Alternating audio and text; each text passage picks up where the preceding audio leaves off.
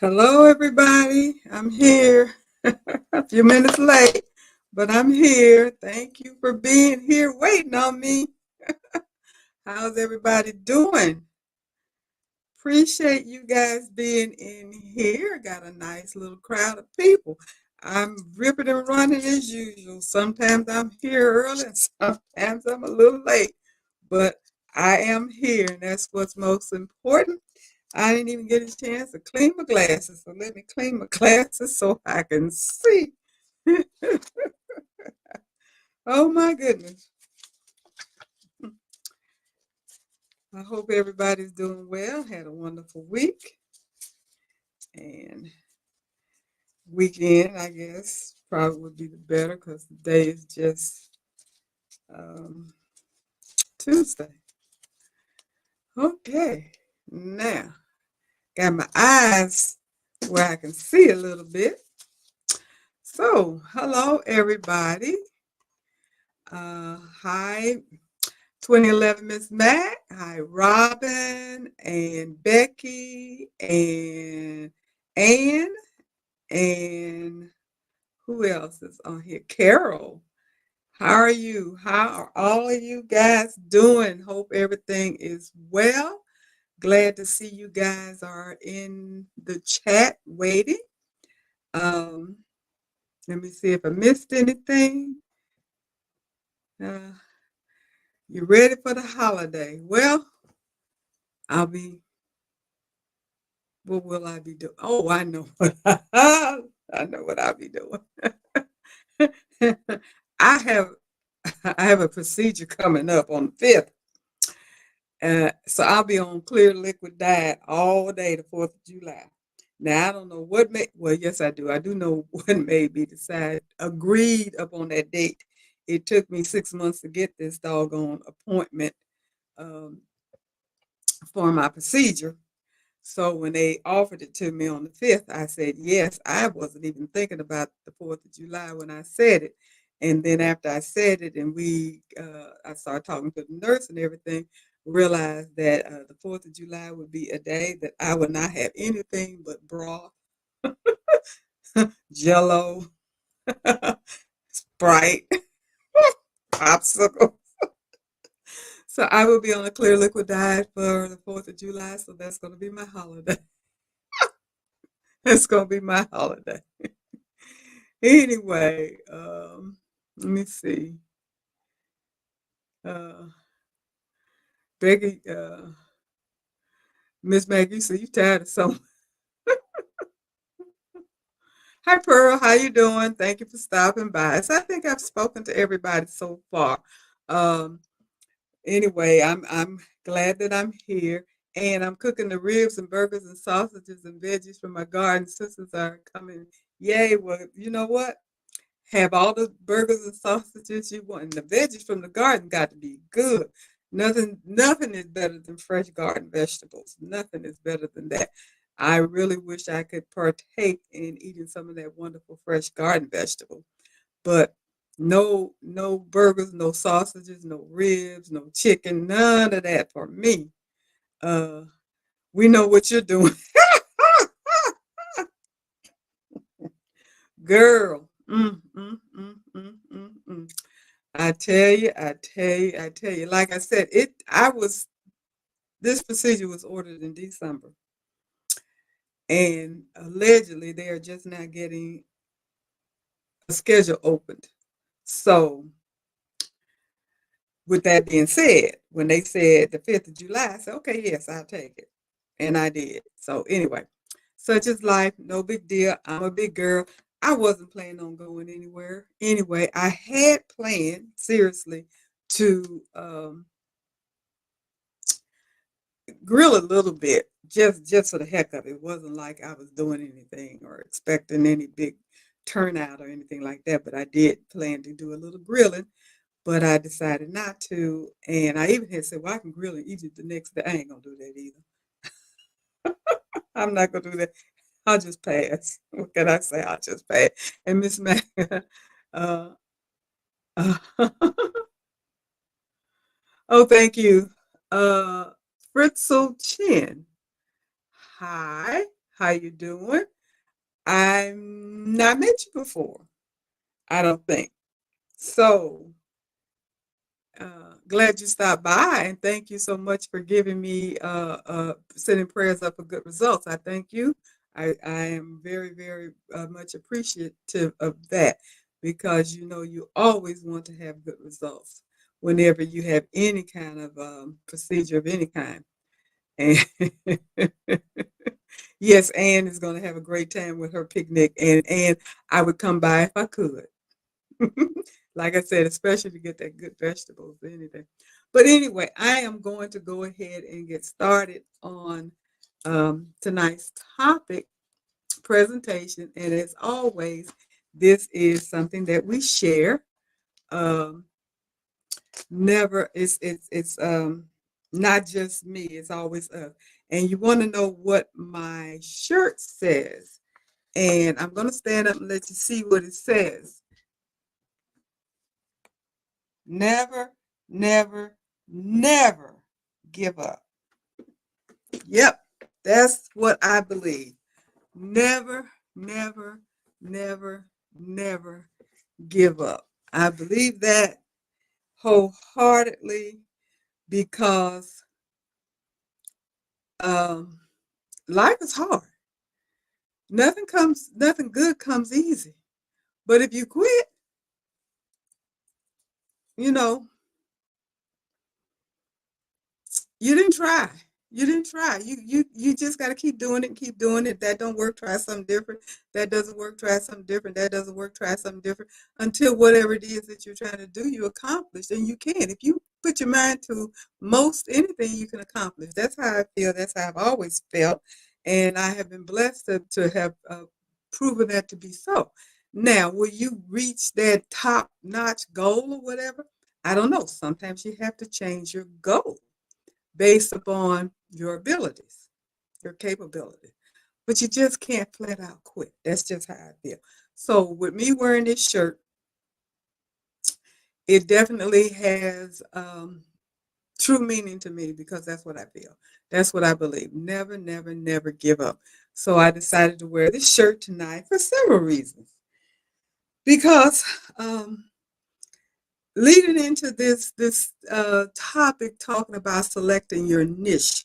Now I have to say I put this topic on, I believe it was Friday or so. It was before the weekend, so I believe it was Friday. So yesterday, or maybe the day before, but I know it was after I put this topic out about your niche and whether or not you should have a niche and what is a niche. A lot of people don't even know what one is. So, with that being said, I decided to put it out. Reading different things and uh, looking at some of the things that I've seen online and what have you made me think about it. But what turned out to be very interesting to me is that yesterday, I believe it was, I ran across another influencer that I follow, and she's been very successful and have been doing a lot of stuff. And she put a video out. Katrina Creation, Graceful Creation, I believe it is Katrina Graceful Creation. Very nice young lady. Very well spoken, entertaining. I love her videos. She's always energetic. She does a lot of things. But then she was kind of doing one of those Angela Jasmina type um, videos. At least I thought that's what it was initially when I first saw the title. But as I watched more, and I don't know if anybody here watches her, but she was really talking about how tired and exasperated she is with pretty much spreading herself too thin and not having enough time to spend with her son, which has special needs. And he's an adolescent now, so he's basically, from what I could tell, being an adolescent. But for her, and that's her only child, And he does have some special needs, but he's pulling away from her more than what she is happy with, and it's beginning to bother her, and she feels like she has devoted too much time into her business and not enough time with him, and therefore she's thinking about scaling back. And then when she started talking about scaling back and everything, she started talking about all of the things that she does. And she mentioned so many things. She embroiders, she does vinyl, she does sublimation, DTF or DTG, both probably, white tone, rhinestone. She just kept going on and on and on about the things that she does, and she does. It looks like every time I look at her, she's doing a new project, doing a new type of thing. Now she's doing some type of woodworking, door reef looking type projects, which are very beautiful. She's very, very creative, but she has pretty much stretched herself thin. And she herself admitted, it's not me, it's her coming out of her mouth. And Pearl, you said you watched her last night. She says she doesn't have a niche, and it shows. She does have one specific thing, her Christian clothing line, where she does these nice um, hoodies and sweatpants and what have you, combinations and stuff, which she does a lot of, and that's what she does on Etsy, I believe. Well, she used to do Etsy. She's on some other platform. I don't know what it is. She did mention it, but I don't remember what what it was, but she just went on to talk about some of the trials and tribulations she has had with her business, and she kind of said about 3 years, and she has really grown and leaps and bounds in 3 years.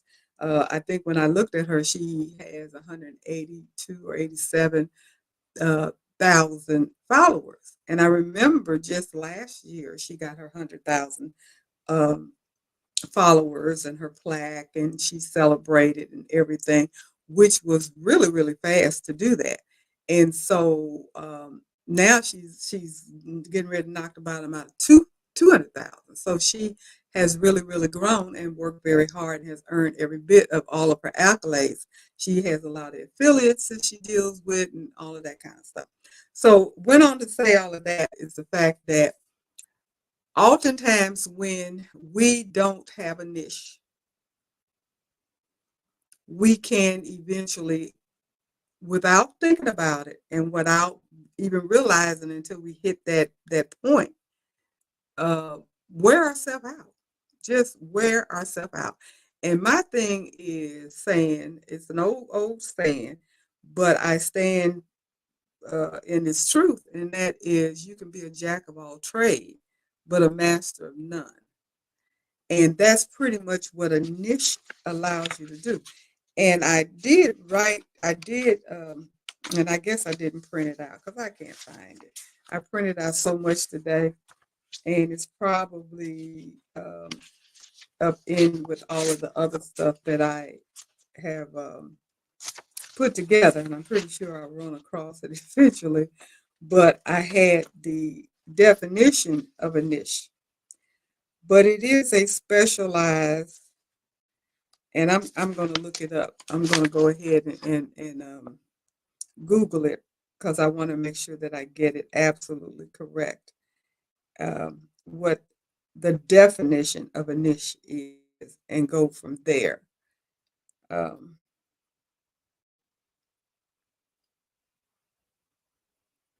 because I had it. I'm sorry.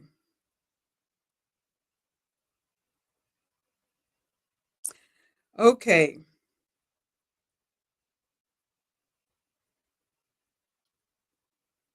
this is just a very short one. A an embroidery niche is a smaller, more specialized market within the embroidery industry that an embroiderer can specialize in to better serve their customers.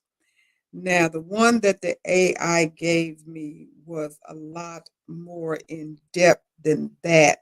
So I regret that I don't have it. And I took everything off the printer. And I was multitasking. When you multitask, that's what happens. because I'm pretty sure that it got caught up in some of this information that I have for me to be able to actually read specifically what it said and what I had gathered.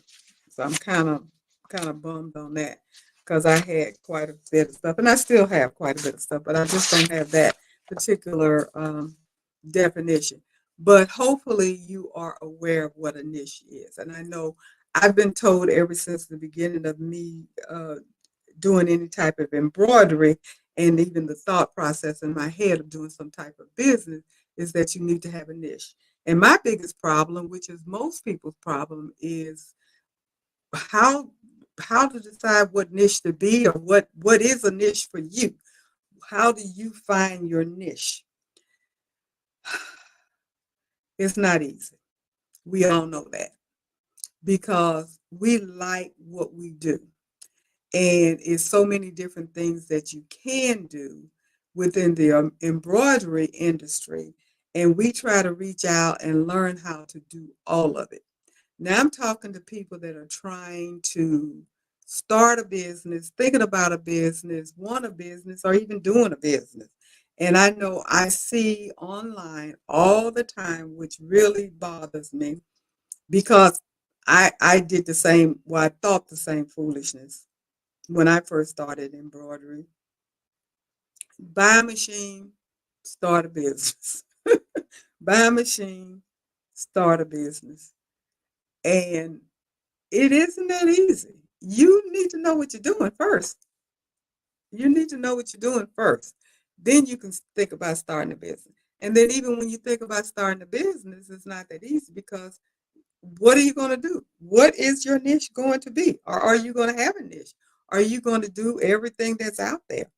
And usually when we start off, we just pretty much do whatever comes our way, whatever someone asks us to do, or what we see other people do, those kinds of things, versus what is it that we're trying to accomplish.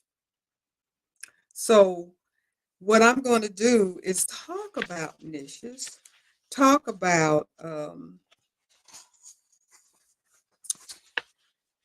profitable niches, and how to find your niche. Well, not so much how to find your niche, but what do you do to discover what it is that you want to do? And the first thing is, sounds simple, but it's not. What is it? What's your passion? What is it you want to do? What is it that you like doing? What is it that you're good at? That's one of the things that you have to put in your head first. I know you have to do your research and you have to do all of those things, which I'm going to talk about in a minute. But before you can do your research to see um, what niche you're out there that's profitable, what is big, or what the competition is in your area, and those kinds of things, you need to also think about what it is that you do, that you like doing, and that you're good at doing. Because it doesn't matter if the most profitable thing happens to be widget number 7 and you're not comfortable with doing widget number 7, then you're not going to make any money because you really don't know how to do it very well and you don't like it. If you love, like for me, I like doing jacket backs. Jacket back is one of the things I truly enjoy. Now, you say, Shirley, you have a Etsy shop now, but you're not doing jacket backs. No, I'm not. And I don't intend to do jacket backs, even though that's something I like doing. I like doing it personally. I don't like doing it as a business. I don't do it as a business. I don't think I've ever done anybody, well, I have, but I've not done it to sell. I have done some jacket backs and gave them away, but not to sell. That's a lot of time, a lot of thread, and a lot of effort. It for a single person with a single machine, for me, it wouldn't be profitable, and it would be more frustrating. So no, I'm not going to do that, and that's part of what you have to think about when you're thinking about selecting a niche for a business. You got to do something that's going to be comfortable comfortable for you that you're going to enjoy. Because if you don't, you're not going to be very successful because you're not going to want to do it. That's just the bottom line. You're not going to want to do it. Now, and you said, I got my niche. It's everything. Gardening makes it complicated, but winter will will come. So um, we all tend to have that everything niche. We do. Now, gardening is your niche as far as what you love to do that makes you happy. I don't know if you do anything as far as gardening to make money, but it's outside, of course, the realm of embroidery that we're talking about. But again, that's something that you enjoy doing. So that would be a niche if you were looking for a business. The other thing, and you say, this is the first time you didn't have a sweatshirt or jacket on the back of your door. No, no, no, no. You missed it. I haven't had one up there in a minute. It's been a minute because I haven't done any new ones here lately. And I've recycled pretty much most of my jacket backs already. So I didn't want to keep putting the same one up over and over again because I don't think I've done a jacket back in a while. But I will get back to putting up a jacket back or sweatshirt. Trust me, because like I said, like I just said, that's what I enjoy doing. And I haven't done that in a minute. I do have some jackets though. And Carol, I just found jean jacket. Oh, well, let me say what you said. I just found jean jackets for $10 each, and I grabbed a few to see how I like doing them. I also have the 14 by 14 mighty hoop, so I'm excited to experiment with all of that. Great. I'm glad to hear. Where did you get jackets for $10? Girl, you need to let me know. Let me know. And let me know how it works with the 14 by 14. I have a couple of videos out there with using the jumbo hoop, and of course, I think there's a few more out there elsewhere. If you need to just kind of review and figure it out and all of that kind of stuff. But regardless, let me know how that works for you. I would love to know that. And Jenny, let me see what you said. I was actually thinking the same thing. What is my niche? I'm still trying to figure that out. I'm like, and everything. And most of us are. Most of us are. And that itself is the issue. Everything. I don't consider everything being my niche, to be perfectly honest about it. I like to do multiple things. I like to do different things because I like to learn. And that's when I'm doing tutorials on my channel because I'm showing you stuff that I've learned that I like doing. So, but that would not be what I would consider a niche because it's not something that I do over and over again, nor is it something that I would do to want to put out there to sell. And that's pretty much what we're talking about. So I'm going to go most profitable products for an embroidery business. And this particular person uh, um, stated that there's 10 things. Let me see what she's saying. As we know, embroidery is not just a craft, it can be a profitable ventures. And oftentimes hobbyists are looking to turn their passion into profit. And knowing the most profitable product for an embroidery business is the key. So that's what people are saying. Pick something that is most profitable if you're going to go into business.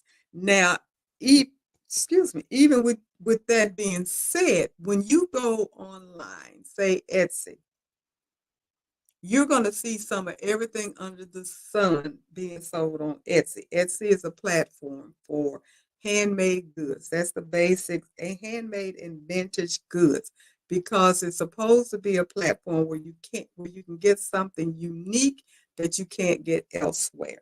And the requirement is not always that way, but the requirement is something that you made by hand, be it a digital item or be it an actual physical item or be it something that is ready-made to sell or sell on demand, which currently I'm sell on demand. So you order it, I make it. And this is not a plug, but it's kind of a plug. Just information, actually. I chose to do tiles, and I'm gonna tell you the reason I chose that. And it may or may not be what I continue to do. It just depends upon the experimentation part right now because I'm just starting. So I got to figure out what's going to work. And I chose something that I knew that I could do quickly and I could do multiples of them without being that big of a stress and a strain. And I know it's a zillion million people selling towels, true enough. But you have to have something a little bit different. And I do have something that is a little bit different. So that in itself would be considered a niche where even though they're towels, they're embroidered, one, they're a little different based upon the type of towels that I'm selling. And also the designs are a little different based on some of the designs that I've seen. So you kind of look and see what's out there, what's available, and then you try to drill down and see how you can make that your own. And that's kind of how you're developing a niche. But then again, I'm saying that that may or may not be where I stay, but that is where I'm starting because you have to have a beginning.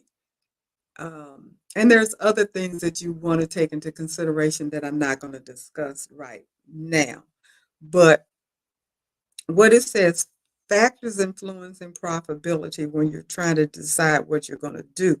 Cost versus quality. You need to balance the quality of your products with production costs is vital.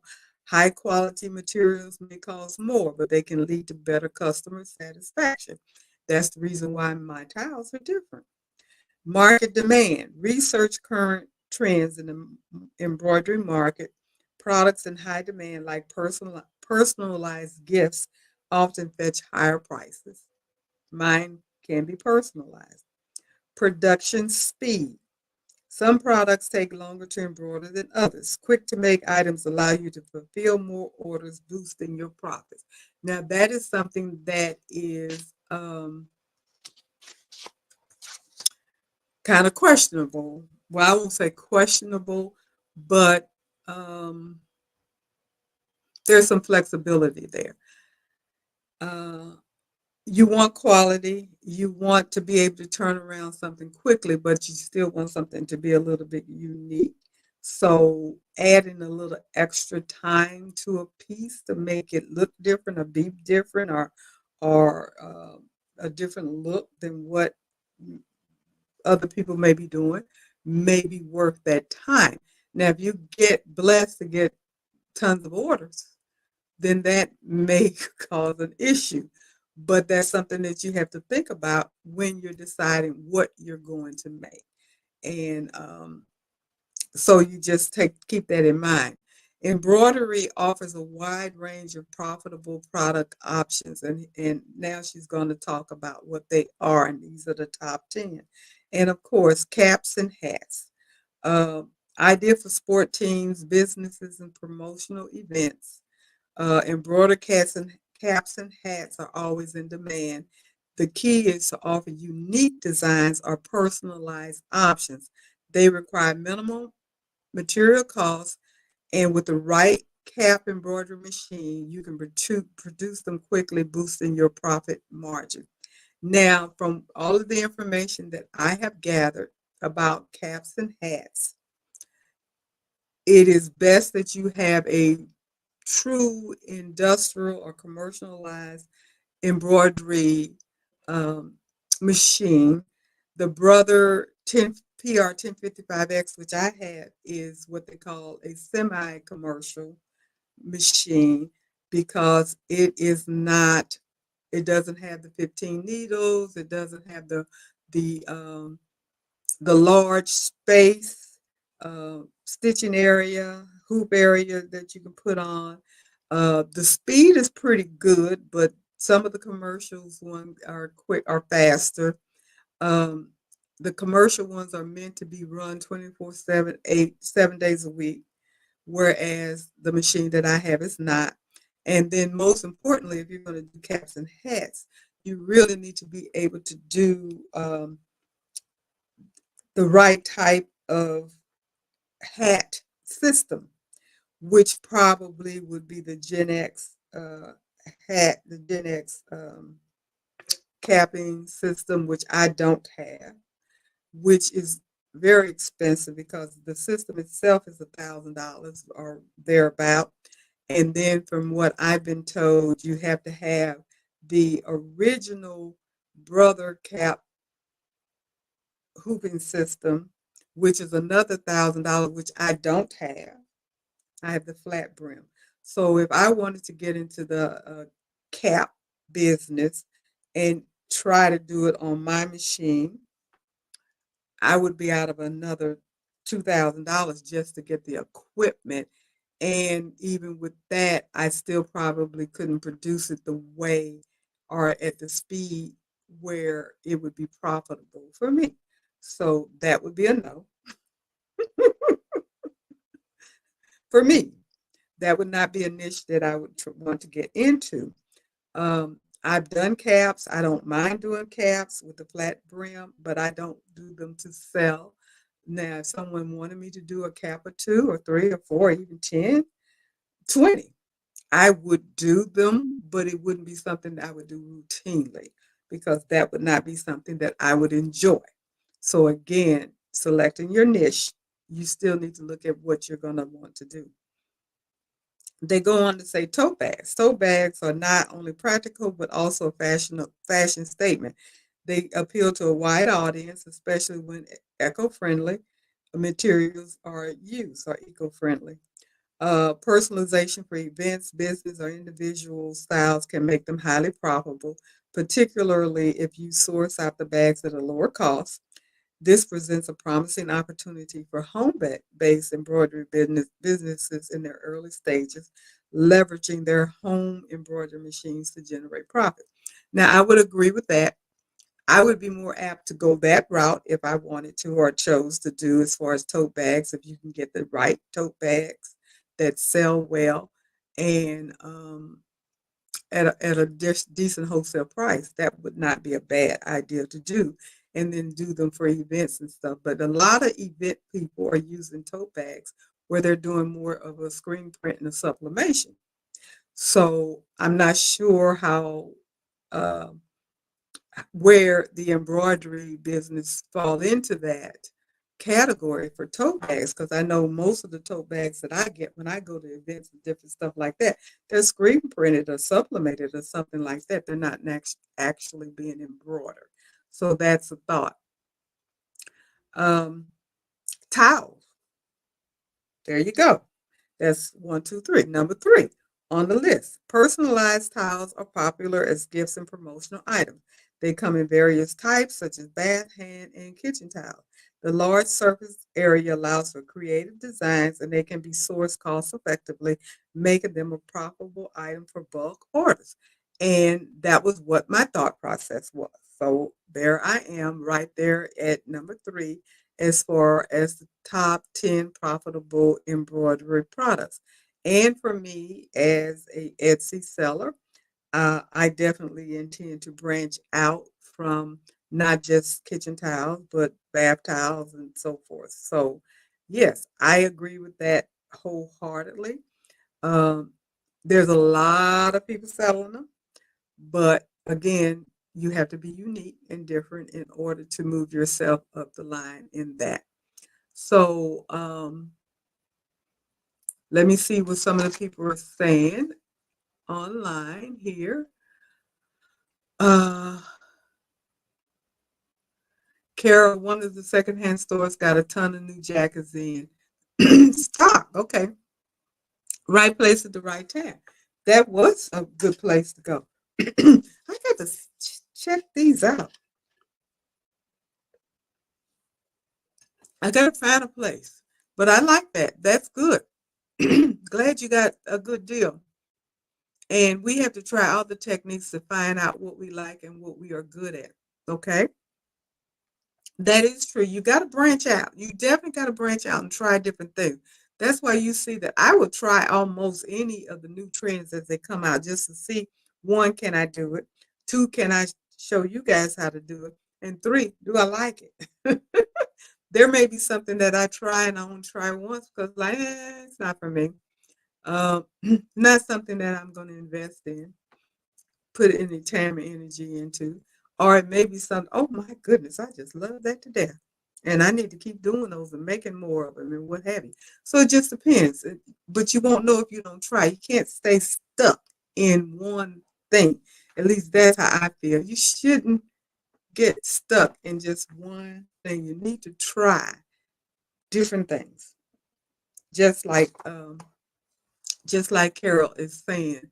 And Jenny, you said you found a black jean jacket by Polo at Walmart for 30. Oh my goodness! And you would like to embroider something on it. Go ahead and do it, girl. Look at my video, and then go ahead and do it. Even if you don't have one of those big 14 by 14 hoops or a bigger hoop or whatever, I don't know what kind of machine you have, so I don't know what your size. But use the biggest hoop that you have that your machine allows you, whatever size that is, big, small, whatever it is, and find your really nice design that you like. And with a jacket, it can be dense, and go for it. Go for it. Something colorful, something meaningful. Go for it. I guarantee you're going to be happy with it. And at $13, it's really not that big of a deal if you mess it up. And I tell you, one important thing, but if it's denim, which I'm assuming it is, and you have a Peggy stitch eraser or even a good seam ripper or do, pay very close attention to your stitching. And if for some reason something starts going awry, you can stop that machine and get them stitches up out of there and start all over again. Don't waste anything. And if you get to the point where you mess the whole thing up, since it's a jacket, you can stitch something out and put it on there as a patch. So don't forget about that either. And denim is great for embroidery. And then I want to embroider my jean legs. Go ahead and do that too. I haven't embroidered jean legs yet, but I did put some freestanding lace on jeans. And I'm going to do, um, I've been looking and looking and looking and looking for a pair of jeans that I like, but I haven't gone to a secondhand store yet. So I got to do that because everywhere I've been looking here lately, I don't do skinny legs anymore. I had enough of that. That's gone out for me. I don't care that much for all these real wide legs now. They got these wide legs. I didn't even like boot cuts, so you know I'm not into the wide leg jeans. Even though as a young lady I wore bell bottoms and they were wide as all get out, but I wasn't as wide. So you got two wides in the mix here. One of the wides need to go away. And since my wide ain't going away, I need to stay away from these wide jeans. You know, I do have a couple of pair of wide legs jeans. I have to be honest about it. I do have a couple of pair, but that's not what I want in my wardrobe continuously. I want me a pair of straight leg jeans, just plain old straight leg jeans. I don't want the skinnies. I don't want the boot. Now I'll do a boot cut, a little boot cut, as long as it's not too bad. But yeah, but I haven't found what I like. I guess I said all that to say I've been looking for some jeans. I've been looking for some jeans for a while, and I have not found a pair of jeans that I like that fit the way I want them to fit. So I need to go get some older pair of jeans because they're well worn and comfortable, and I'll probably find what I like. And if I can pick up a couple of pair, three, then I will be doing some embroidering on the leg of my jeans, and we can compare. So go ahead and do that so I can see. Um, so Miss Mack, you said, actually, I don't have a niche. I have a custom embroidery service. Okay. So you do whatever they ask you to do. Now, with that being said, Question mark. You do custom work. Does that mean that any type of embroidery job that comes your way, you will do? Jacket bags, embroidery on sleeves, monograms, robes, towels, um, um, rugs, whatever comes your way, caps, whatever. My question, since you have a custom, because I do custom work as well. I've not been presented with anything that I'm not comfortable with as of yet, but I'm not, I would turn some things down. I would. I would turn some things down. Um, I did get approached once by a potential customer for some shoes, and I said no. I have, and it's because what they wanted. Because I have embroidered on boots, I have embroidered on tennis shoes, but what this particular person wanted done, I've not done, and it was his stuff, and I ain't messing up your stuff, so I turned it down. So you have to decide what it is that you're willing. All money ain't good money. And what I know I'm not going to do, I'm not going to take on a job where you bring in your expensive item and want me to experiment. I'm not going to do that. I'm not going to do that. Mm-mm, mm-mm.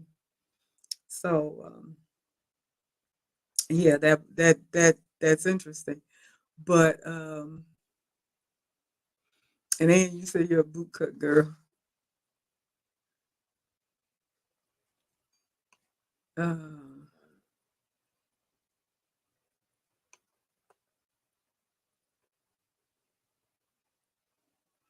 and you say you just long arm for money embroidery is for my family. Okay. Okay, good, good. But that's your niche. You do long arm embroidery, and that's what you do for your family. I mean, for your business, and then you just do regular embroidery for your family. But that's cool. But that is your niche, and that's what you do. So that's cool. That is really cool. Um, as you know, I don't know if you know or not. You may or may not know, but I'm working on my very first quilt. I'm working on my very first quilt. I'm almost done with the cover. And by this time next week, I'll have that thing sandwiched, and then I have to. I'm going to venture out and try to do edge to edge on the machine back here. So we shall see. That's the plan. If I get it all rocking and rolling, I'll have a video on it. That's the plan. Um,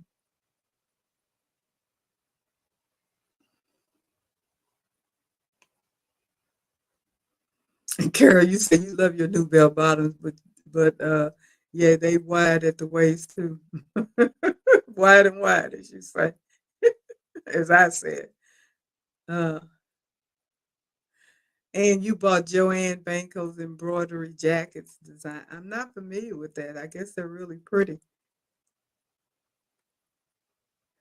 And you said you was thinking of buying it. It is still on sale on Dime. And can we see what? Can we see what? Jenny, you're asking, can we see it? And Ann said yes. So okay. Don't know what that is. But anyway, Joe and Banco embroidery jacket designs. If anybody's interested in that, do jacket backs. That might be something you want to look into. Um, oh, are you asking to see my quilt, Jenny? Are you asking to see my quilt? I'm not done with my quilt. Um, the quilt that I'm doing, we have a sew along group, and we do a project every so many months. we've been working on this quilting project for the last month. It's what, 8 or 9 of us that are working, and I open it up to anybody that's interested in it. We do it on Wednesday night through Zoom, so we can see each other, we can talk to each other, and we're getting to know each other. We're developing relationship and friendships and stuff. So it's a really cool experience. So this group that we have currently right now, we're working on quilts. Everybody's doing some type of quilting. I chose to do a crib size quilt. I chose to do this beginner quilt class from the Fat Quarter shop. I bought the kit and the pattern, and the lady has a series on YouTube. So I've been following that. So with that being said, the quilt is 9 blocks with sashing and bordering and all that stuff. So I have done all 9 blocks and I've done the sashing. So the only thing I got to do now is the border. Once I get the border on, then I'm ready to sandwich it together. And then once I do that, I'll be ready to start my edge to edge, and then I can put my binding on and I'll be done. So that sounds like, oh yeah, quick and easy. No, it's not. That puppy has challenged me. So I said all that to say when we're done, as usual, we're going to do a reveal on this live platform. So yes, you will get a chance to see my quilts, but not until it's done. And I can't tell you when we're going to do it. I would venture to say it would be in the next 3 to 4 weeks. That's what I'm thinking. And the reason I said that is that I think we have at least another couple of weeks before everybody's done. And then we usually do the reveal a week after that. So that's what I'm thinking. But of course, as usual, I will let everybody know when that happens, and you will get a chance to see my quilt. And I'm telling you up front right now, it ain't perfect, but it looks good. I tell you, I'm on point. I got them points, honey. I got them points. Trust and believe me, I got them points on point. I worked hard on that, but I had other issues, and I ain't gonna tell you about none of that. All of that stuff will be talked about at the reveal. But anyway, that's where I am. Um, so I'm glad that I'm making a quilt. And Jenny, you said awesome, can't wait. And I'm a quilter. You know, I want to see so you can critique it, girl. Please. Uh, you all gonna have to be nice to me because this is my very, very, very, very, very, very, very first quilt ever. And as my shirt says, never, never, never give up. I was determined whether I had challenges or not, and I did not to give up, and I'm not giving up, and I will definitely have this quilt done for you guys to see. And Robin, that's great, Shirley. You're now a quilter. And they are called happy accidents. Okay, Jenny. I've had a few happy accidents. And you know what? I know this is a little off subject, but some of the little happy accidents that I had, because it's a quilt, I came up with I'm not gonna say unique ways, but innovative ways to fix it and moved on. So it's like, this ain't gonna stop me. No, this ain't gonna stop me. I'll come up with this, and we're gonna keep rolling. And that's what I've done. So again, there will be a quilt coming from me at the reveal. Trust and believe me. I don't give up. Quilters go to embroidery, and embroideries go to quilt. I guess so. Now, I was told that I was going to get the quilting book. I ain't got it yet. I don't think I'm going to either. But anyway, I have digressed it enough. So, out of the top 10, number 4 is bridal and wedding accessories. And the wedding market is huge, and personalized embroidered items like robes, handkerchiefs, and even bridal party gifts offer a high profile margin. These items are often priced at premium due to their customized and sentimental value. And I really do like that particular market. And it is really, really high on my list of potentials. I've always been intrigued with, and I don't know why either, with the wedding industry because I've always wanted to work, believe it or not, in a bridal salon. I've had that desire to do that, and I guess because I used to watch Say Yes to the Dress and all that stuff so much, and I just kind of got pulled into it and thought that I could do a really good job after I stopped working as a pharmaceutical rep and stuff and being in sales and gift for gab and I think I got a good eye for fashion and what looks good and what have you. So, but I almost got hired at Davis Bridal and I don't know, it was a miscommunication or something. But anyway, uh, might have been a good thing or a bad thing. I don't know. But I've always been intrigued with the bridal industry. Not only that, I did a little wedding planning and wedding coordination, and I uh, just been involved off and on in the wedding scene. I've made handkerchiefs and even wedding programs when I thought I was doing desktop publishing and I mean it's just been kind of something that I've always liked. So even now I think about the wedding industry because there's so many beautiful things that you can make. And if you like freestanding lace, which I do, if you like cut work, napkins, and what have you, which I do. If you like monogramming and all of that kind of stuff, which I do, uh, doing just all of the different pillows and towels and just all of the stuff that you can do in the wedding industry. I like all of those things. So, like I said, that's something that I've been thinking about. Don't know. Don't know. Who knows? Maybe. But anyway, that is a good industry. Athletic wear. Sport teams and fitness enthusiasts love custom athletic wear. This includes jerseys and tracksuits and caps. And offering team logos, names, or unique designs can make this a lucrative niche, especially if you establish ongoing relationships with local sports team or club. Now, if you do this stuff local and they give you their logo and all that stuff and give you permission, which believe it or not, I did that once when I was making masks, and I did do logos for a soccer team on their mask and stuff, and that was kind of cool.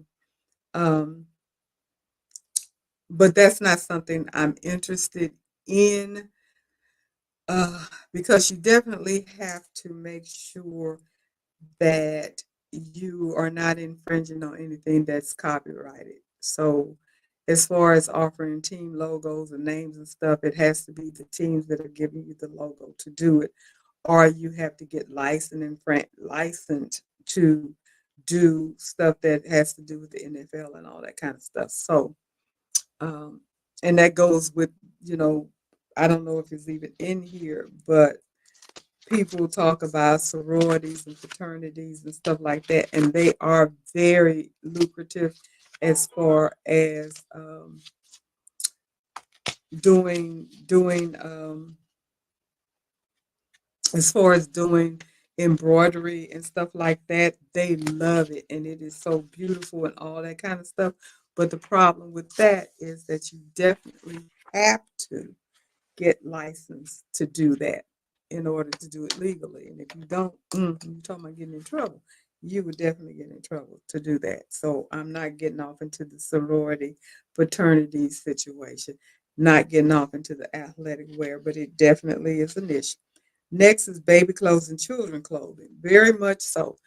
Very much so. And I thought about that too because I did a lot of baby clothes and what have you when I was welcoming my great granddaughter a couple of years ago. Gosh, it's been 2 years. Time goes fast, and uh, I loved it. I really loved it. Baby clothes are so cute. Oh my goodness, you can just go crazy. I did a zillion million heirloom quilts, and I still will do some. I still will do some. Love the heirloom quilts. I did the entire quilt, and I've done one block. I did all of that. And then I did all the onesies and the bloomers and the bird cloth, the bibs and the caps and all of that stuff. I just went stark raving crazy embroidering stuff for this little girl. And especially being a little girl, you can just go crazy. But I got so many baby designs and what have you and stuff. So yes, that is definitely a niche. It is definitely a wonderful niche, and you definitely can make money off of it. And it's a lot of people doing it. Um, and it's a thought. It's a thought. Not to say that I'm going to do it. I kind of want to stay away from the quote unquote t-shirt stuff. And one reason is I don't want to have to inventory all these different sizes and colors and stuff. And you got small, medium, you got small all the way up to 5X or greater, depending on how far you choose to go. And then you can have multiple colors depending upon how you want to work that as well. So your inventory could just be absolutely crazy. And that has been the deterrent for me as far as doing t-shirts. Even if I was to do sublimation, it would be the same thing. Even if I were to do rhinestones, it would be the same thing for me. So I'm kind of leery with that arena. But the baby clothes and stuff, I really, really do enjoy. So that's a good niche if anybody's interested in home decor. Custom embroidered home decor items like pillows, throws, and wall hangers are increasingly popular. They can be tailored to fit various interior styles or personalized gifts. This segment allows for creative expression and can attract customers willing to pay a premium for unique homemade designs. And I agree with that 100%. My husband was, he was talking to me, I wasn't talking to him, about doing pillows. He said, "Why don't you think about doing pillows?" And I was like, "Mm." And he was showing the pillows and so, remember I got these pillows and neither one of them were embroidered. They were all sublimation. I'm like, I don't want to do pillows. I don't want to do pillows. I don't have anything against it. I did some beautiful pillows as wedding gifts. And I've made some pillows. I ain't gonna make no pillows for a business. No way, no how. But I've embroidered on pillows, and they are beautiful. And I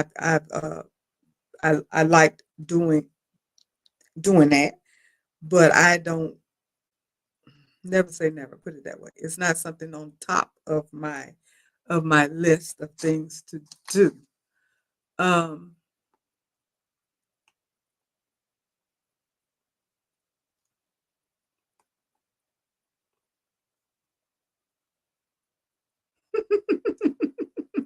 And you said we are family. That song comes to me talking about quilters and embroidery. Yeah, we are.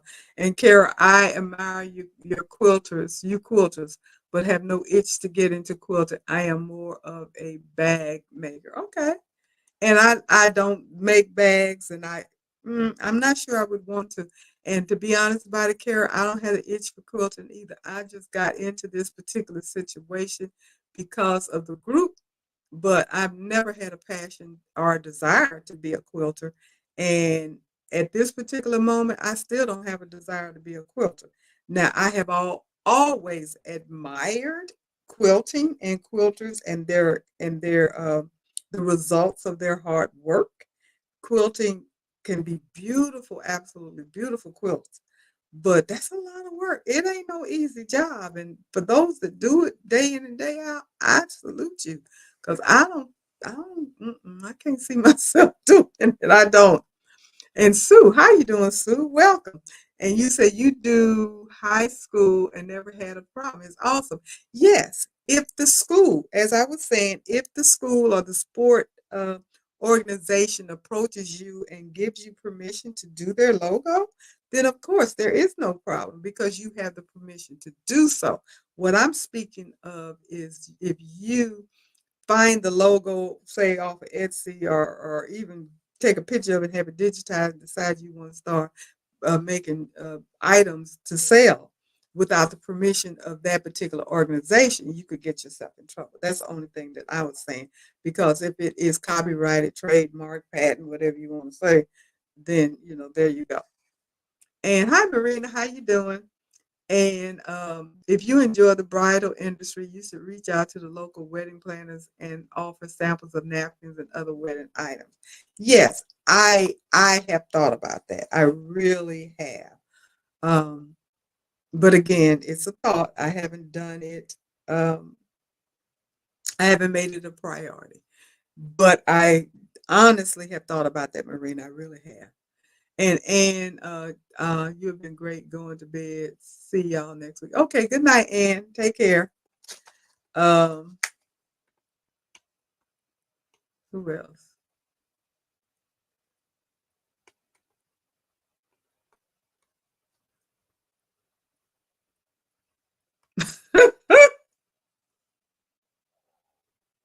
Marina, stop. This is the inside joke, just in case you all wondering why I'm cracking up between me and Marina. We love our binding. I ain't got nothing else to say, girl. You crazy.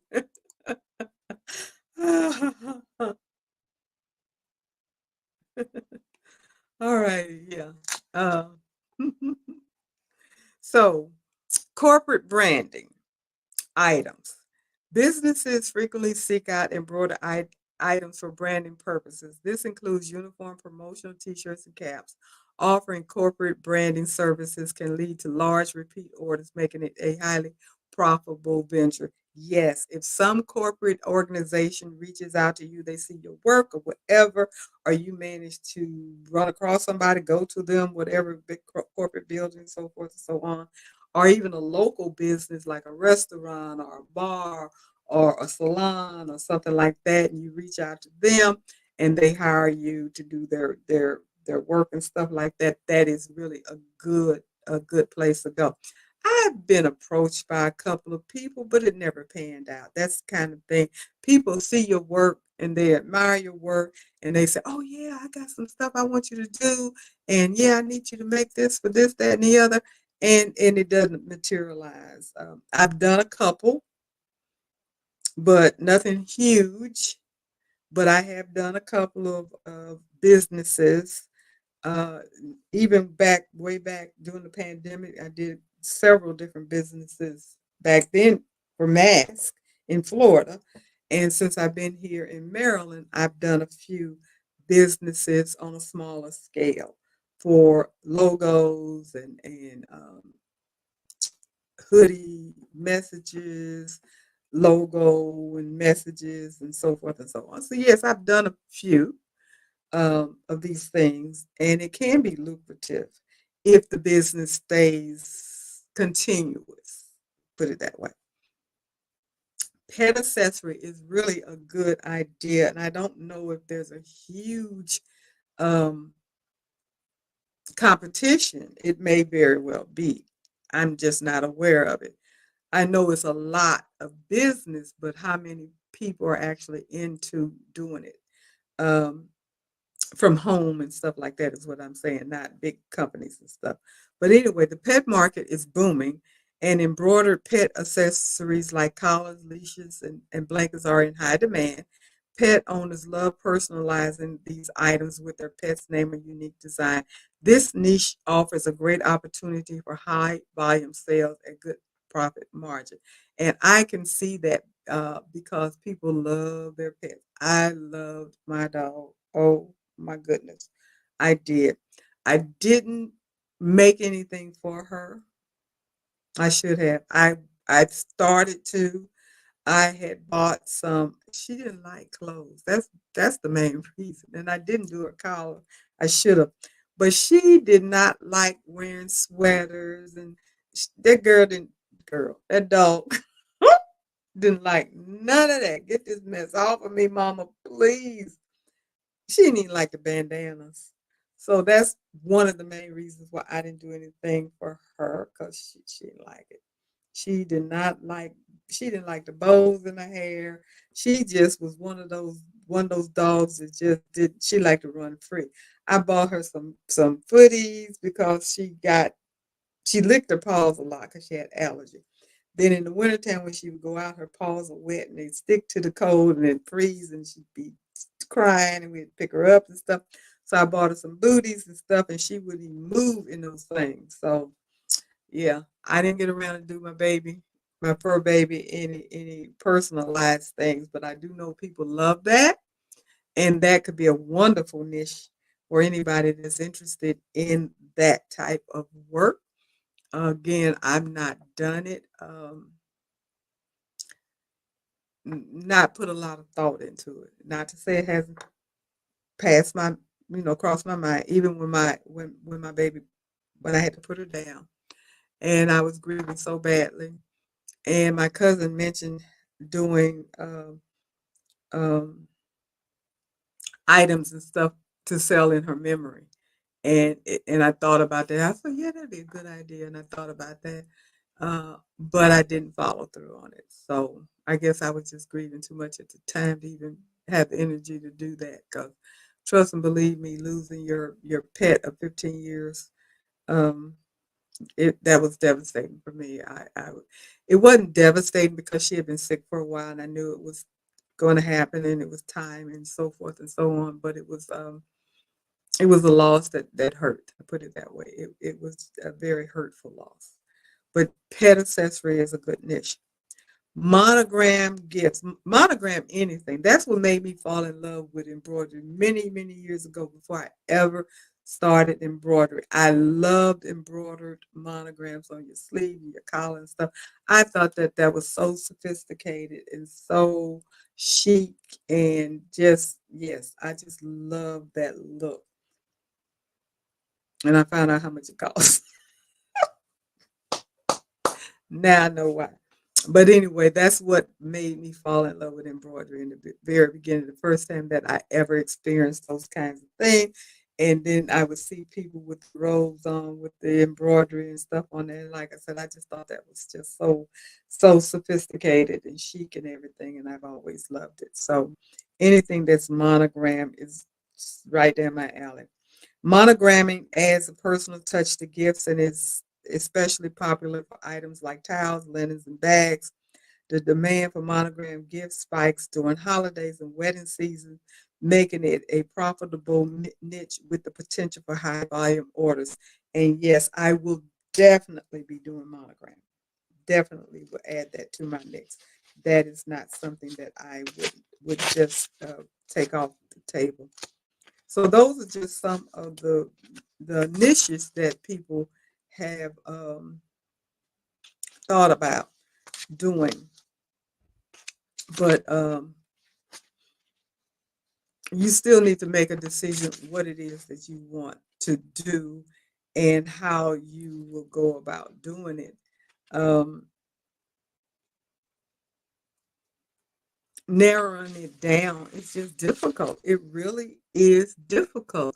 And I know just talking to you guys just now, you're all are telling me how hard it is for how hard it is for you guys to come up with a niche. I do everything or I do certain, nobody has said, okay, this is my niche in embroidery. And even myself, I've not specifically said what my niche is because it's just way too hard to come up with one. It would be easy if it wasn't so many avenues that you can go down when it comes down to embroidery. And it's full circle with me. It goes back to what I started this conversation with talking about the video that I saw yesterday with Katrina, and she was talking about getting uh, kind of burned out a little bit with all that she has going on and all that she does. and then piggybacking that on to Angela Jasmina that did not necessarily say that she was burned out, but if you stop and think about her career of 8 years, those of us that have been watching her and know her story, because she did tell her story on her video several years ago, that was very touching and very inspiring, where she started off working in the flea market. Then she started her tutu business. Then she got into where she was doing the shirts and the tutu skirts. Then she got into more of just the shirts because she got out of the tutus. Then she started doing um, selling blanks, and then she got into sublimation, and she got into DTF, and she even did tumblers. I don't even know if she's still doing tumblers. I think she is. Yeah, because she mentioned she had bought all these zillion million tumblers to do, and I don't know what her has happened with her tumbler business, sublimation and stuff. I don't think she does rhinestone. But I'm just talking about all the stuff, this is her business. And it's easy. It is so easy to get caught up in it because you keep thinking about, okay, I make money doing this, and I can make money doing that, and I can make money doing it, and on and on and on. And that's what even happened to me a little bit because I started off with embroidery. And when watching Eve and the Baby's Booty, she moved into sublimation. And I said, I'm not going to do that. I want to learn embroidery. I want to learn embroidery. I'm not going to do sublimation. I want to learn embroidery. So I resisted for a minute. I didn't buy no sublimation equipment or anything. And then my son started talking to me and telling me about how lucrative it was to get into sublimation. And I said, okay, well, maybe it makes sense. So here I go. I jump up and get the sublimation printer and the sublimation. I get a heat press, I get a tumbler press, I get a cup press, you know, stuff. Sublimation ain't cheap either. That ink is ridiculous. And made a little money, not a lot. Made a little money, not a lot. But that was just another venture. I've always liked rhinestones. I did rhinestone personally, and I still do rhinestone personally. I'm not really so little bit of rhinestone, little bit, not a lot, little bit. But and never wanted to get into the rhinestone business because rhinestones ain't cheap and it's a lot of work. And I never could get my Cricut to cut that flock out right. So I think that's what deterred me, really, to be honest about it, with the rhinestone. Never did get into vinyl. Um, Vinyl is something I've never really cared for because I know vinyl will peel off. And I have tons of vinyl. I bought the vinyl, Cricut, and I bought the vinyl. I just bought vinyl. Every time it went on sale, I bought vinyl. And I have a boatload of vinyl that I don't even use. Um, but I do know that, I know how to do vinyl. I know, cut it out, heat press it, move on.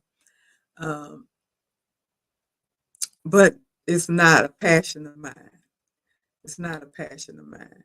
But saying how you can just keep adding and adding and adding to your business or whatever it is that you call it or do and never stick with one thing.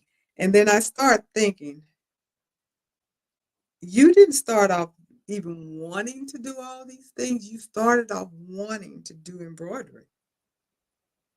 So I kind of have moved away from all that other stuff. I still have the things available and I still can do it. And I still do a little of it here, a little of it there, and so forth. I don't promote it at all. I don't promote it at all. I don't even talk about it when I'm talking to people about what I do.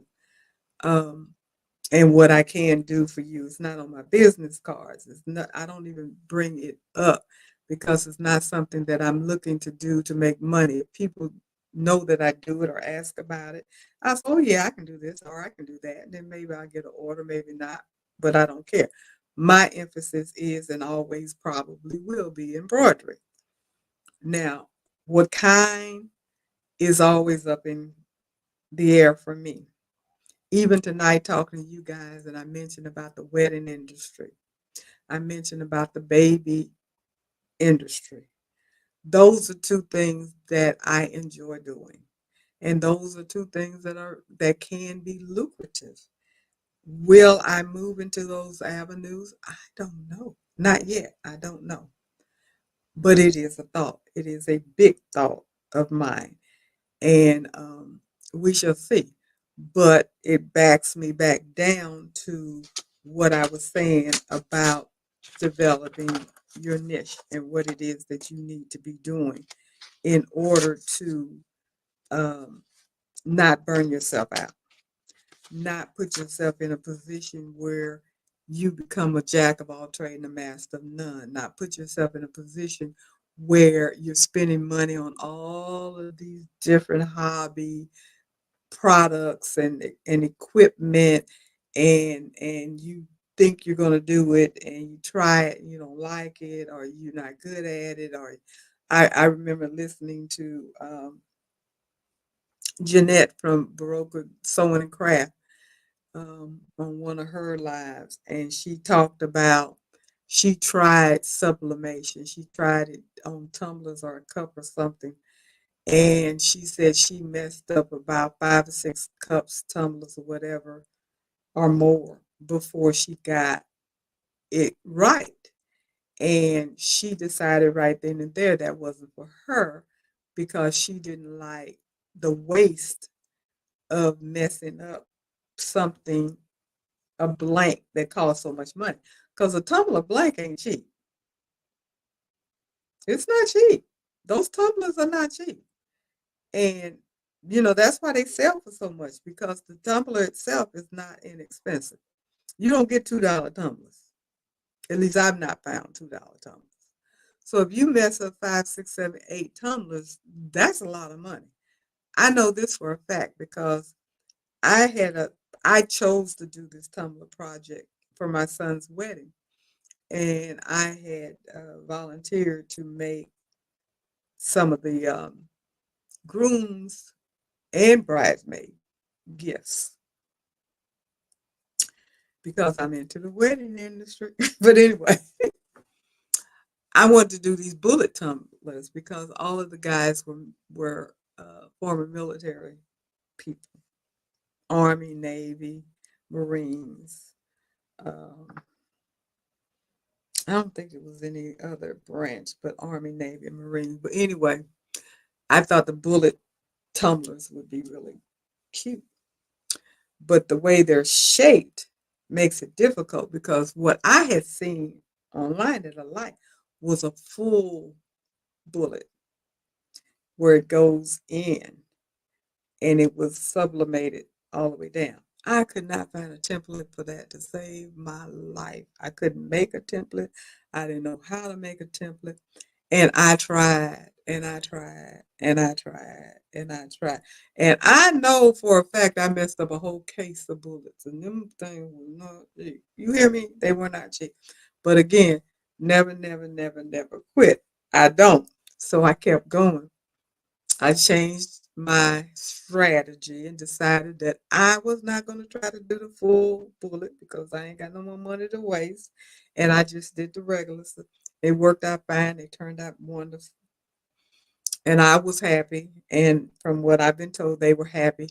So I was able to present to give the bullet tumblers to my son to give to his groomsmen. And I think it was 8 or 9 of them. I don't know. It's seven. I don't know. It was a bunch of them, a lot of them. And it was a lot of messed up tumblers. But I said that to say this: I don't quit.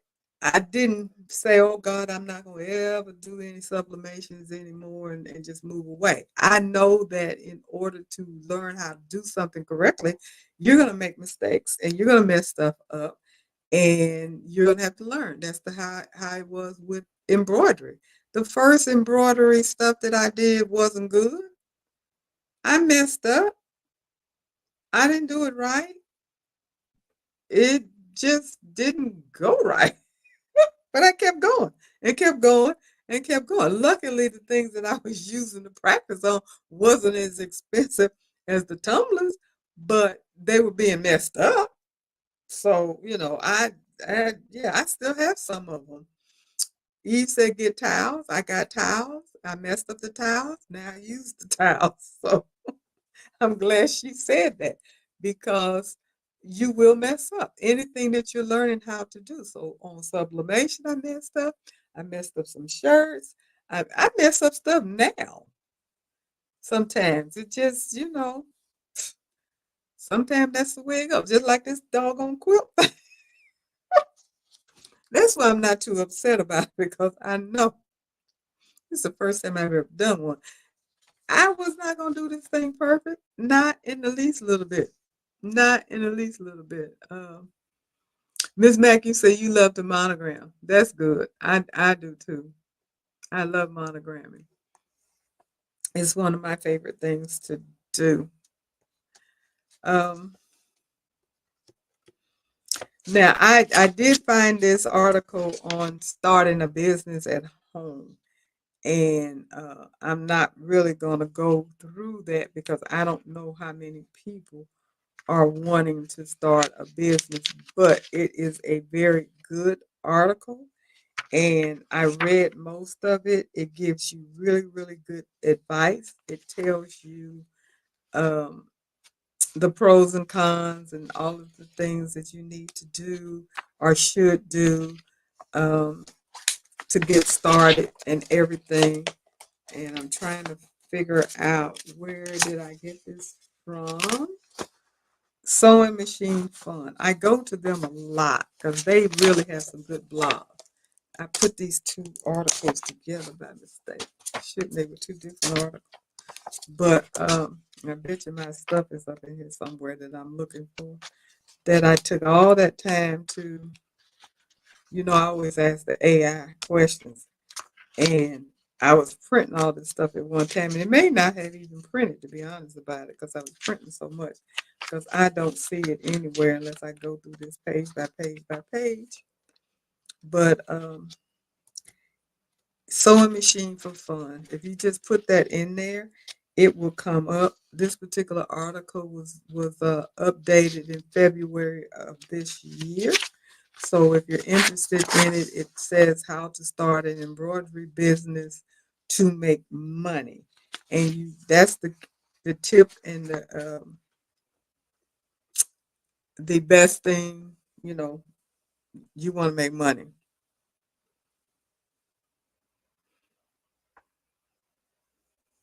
It talks about determining the type of business you're going to have. So it gets back to your niche. We didn't talk about patches. Some people don't do anything but key fobs or wristlets or patches, which is really good. Or those little bitty, like designs by Little B. I get emails from her almost every day.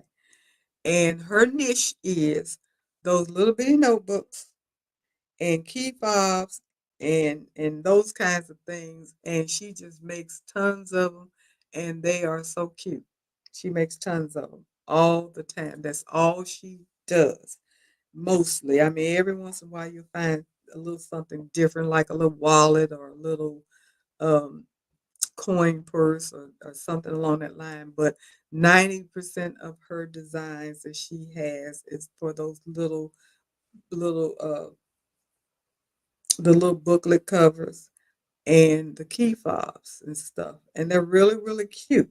I think every now and then there's earrings or something, but that's her niche. That's what she does. There's another So Inspired, I believe. I get emails from her all the time.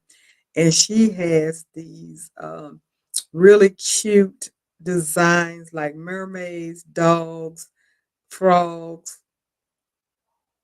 farm animals, I think, butterflies, all kinds of stuff. And she used this glitter vinyl. And they have the funny faces and stuff. And that's all she does. That same stuff over and over and over and over again. You go to her site, you're going to see maybe 10 different designs, and that's what she sells. And she sells the vinyl. She sells these designs, and she sells the vinyl. That's that's it. That's all you're gonna get. So people find their niches and they do well. Um, who else? That I mean, if you go to some of your really good crafting sites, where you may actually purchase things from, and you see what their niche is. Creative applique. It's called creative applique, but she, well, she does a lot of applique and she does a lot of fonts. So that's pretty much it. Appliques and fonts. Appliques and fonts is what creative applique does. So that's her niche. So that gives you an idea of what a niche is. You get in a lane and you stay there pretty much, as they say. You find out what you're good at, you find out what you like, you find out what's selling, and you perfect that. And you keep doing that, and you'll get better and better and better. And your business will grow because your skill level improves and your product will be better as you go on. And that's my goal. That's my goal. Again, like I said, I've started my Etsy shop, as you guys know, and I know it's very rudimentary. Rudiment, you know what I'm trying to say. It's very beginner, put it that way. But it will get better and it will grow. And I am getting sales, and that's the most important thing. Not a whole lot of sales, but in all honesty, from what I've been told, I'm like in the 50, close to 60% of a shop on Etsy at this stage. So that's not bad. That really isn't bad because a lot of people will open up a shop on Etsy and they won't get a sale for months. Months, months. If they get a sale at all, they won't get a sale for months. So I've been blessed to have gotten some sales. And hopefully and prayerfully, I will continue to get sales, get more and more and more sales, um, as people find out, um, about my shop and stuff. And as I kind of perfect my pictures and all that kind of stuff, which I know what some of my issues are, and then go forward with that. But again, finding that niche, what is something that you love to do that you're going to be comfortable with, is always going to be an issue.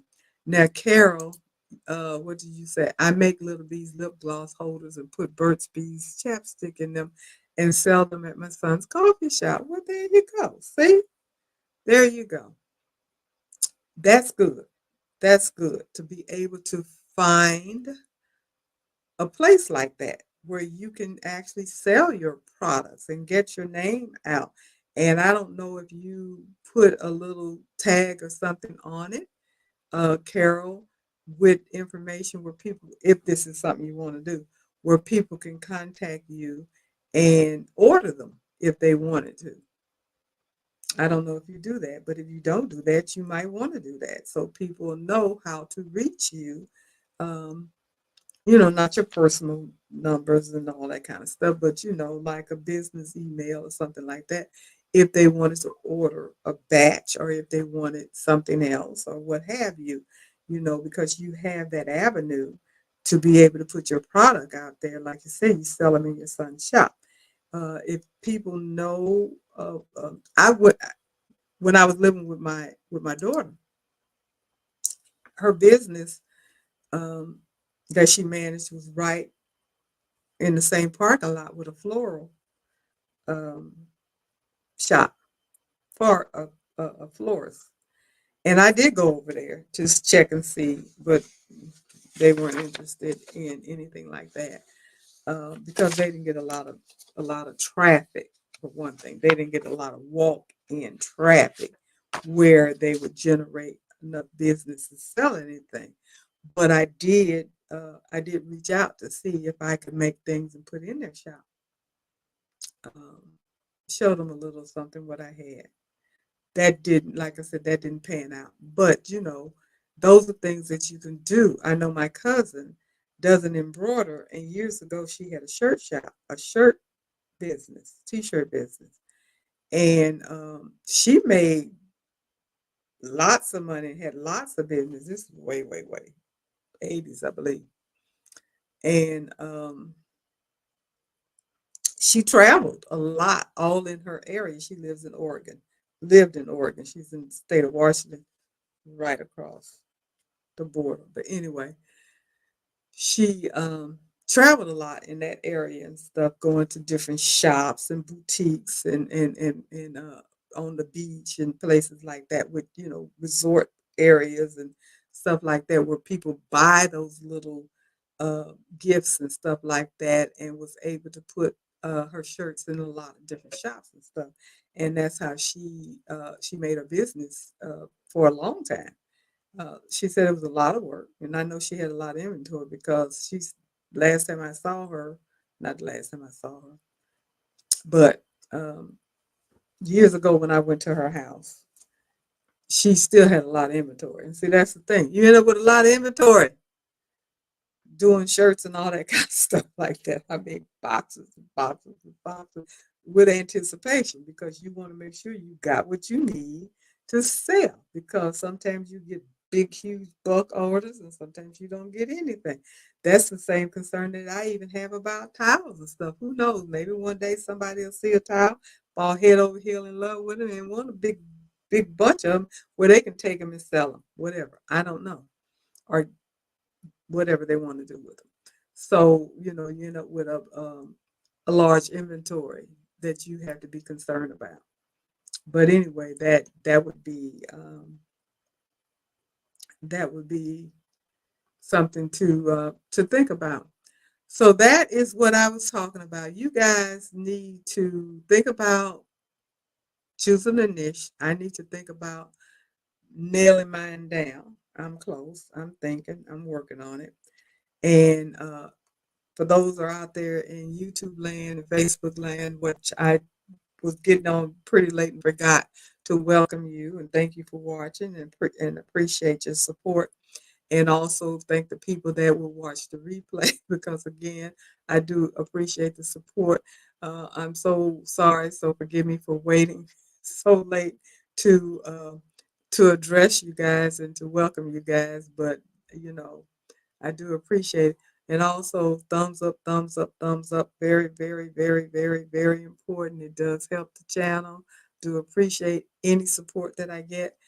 And just want to do that before I forget, since I'm talking about it. And it was something else that I just wanted to bring up, not to beat the horse to death because we've beaten it to death already. But it was kind of interesting that last week, I believe it was, well, it was towards the end of the week, um, one of the ladies uh, texted me and told me that they had actually called the U.S. Patent Office in D.C. about this embossed patent uh, cease and desist situation that is swirling around all over the place, just to check on the validity of it and to see, because it didn't make sense to her as it doesn't to me. And so she did get a chance to talk to somebody, and but she didn't have the patent number and some of the specific needed. So it was just kind of a cursory conversation. However, when she reached out to me, I said that I had that information, which I do. And she gave me the number to call. So I called the U.S. Patent Office in D.C. and I spoke to a very nice gentleman. And he was able to confirm with me that yes, indeed, it is a valid patent that expires in 11 years. She still has 11 years on the patent, and it's legal and binding. So, with that being said, it is what it is. It's nothing you can do about it. However, two things has happened. There was a message that was shared with me right after I got off the air last Tuesday, indicating that it has been made known, and I don't know this for a fact, this is secondhand, that there is some legal challenges being made against this patent. Don't know by whom or when or any of that. I just know that this is allegedly what's happening, and this was passed down by somebody that I believe is very credible. That there is a legal challenge that has been presented against this patent. So stay tuned. The other thing that I know that I found out today, I just happened to be on YouTube and this popped up from a channel that I had never seen before. And this person that was speaking was talking about this issue. And so I listened because I wanted to know if there was anything new. So she was basically saying that she actually talked to some lawyer friends about the situation to see, you know, what can be done or what should be done or what is allowed.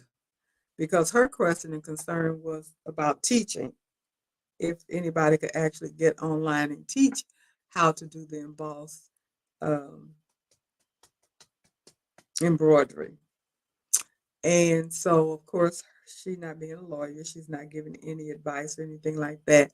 But again, the question is and still remains whether or not it includes all embossed embroidery and whether or not we are allowed to do any type of embossed embroidery um, to the public, whether or not you can make a shirt and sell it, whether or not you can make a font and sell it, whether or not you can teach people online how to do the process. All of those things are up in limbo, and so most people have taken it down. The caveat and the question and the concern is twofold. One, none of this has come directly from a law office, and that has been confirmed. It has not come from a law office. It has come strictly from the person that owns the patent. Number two, the cease and desist has gone out only to small, um, as far as we know, has only gone out to small content creators.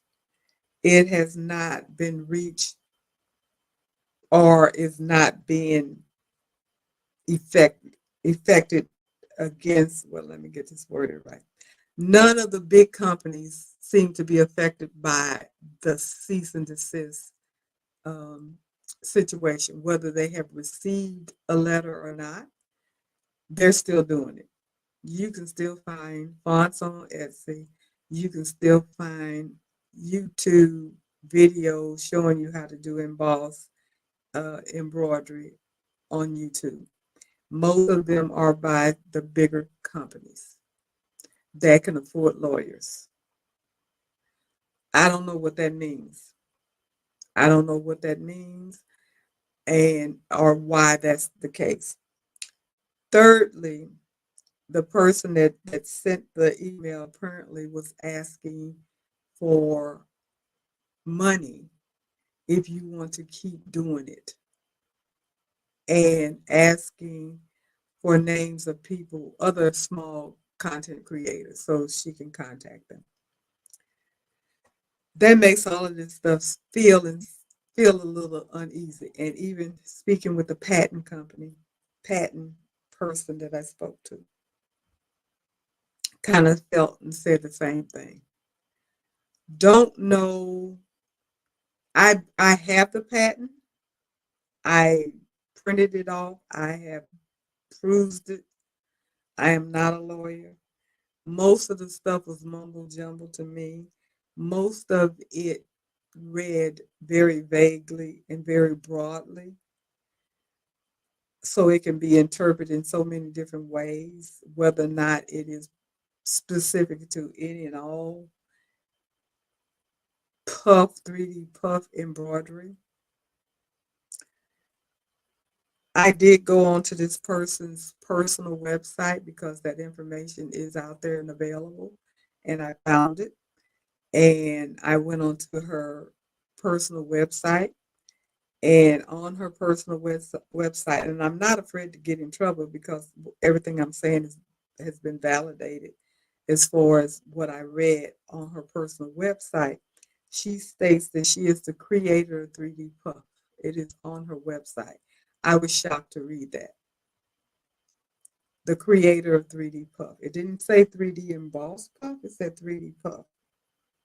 And we all know that ain't true. So I don't know why that's on her website and whether or not she will correct it or not. Now, she did say also in another place on her website that she is the creator and patent owner of the 3D puff embroidery process. That's on her website. But she also does have on her website stated, maybe that's a error on her when she posted it, but it says she is the creator of 3D Puff. So whether or not she's going to take that and run with it, if people are doing 3D Puff, I don't know. But I just saw these things just recently, and I just thought I would share it with the group just in case anybody is interested in it. Again, like I said, I got my curiosity flared up when I first heard about this situation. And instead of it dying down, it's not. It seems to be brewing. As more and more people get wind of it, more and more people are discussing it, and more people are having issues and concern. And it was kind of comical because when I was told that when this person got in touch with me and we actually talked and told me that she had called. She told me the guy laughed at her. He started laughing. He wasn't laughing at her.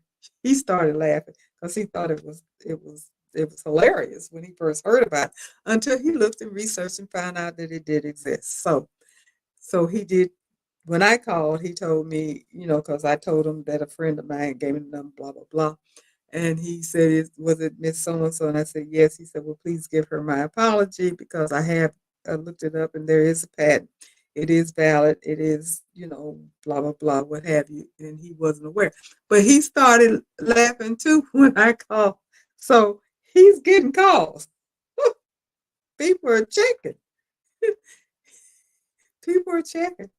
He even, well, I won't say that because I don't want to say anything that might get back and get anybody in trouble. But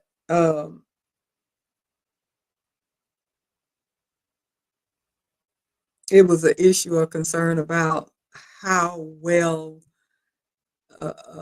vetted, I guess, was this patent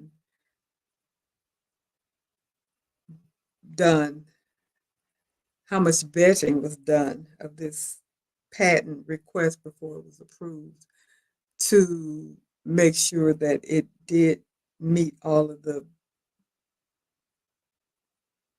things that it should meet to make sure that it was unique, I guess is the best way to put it.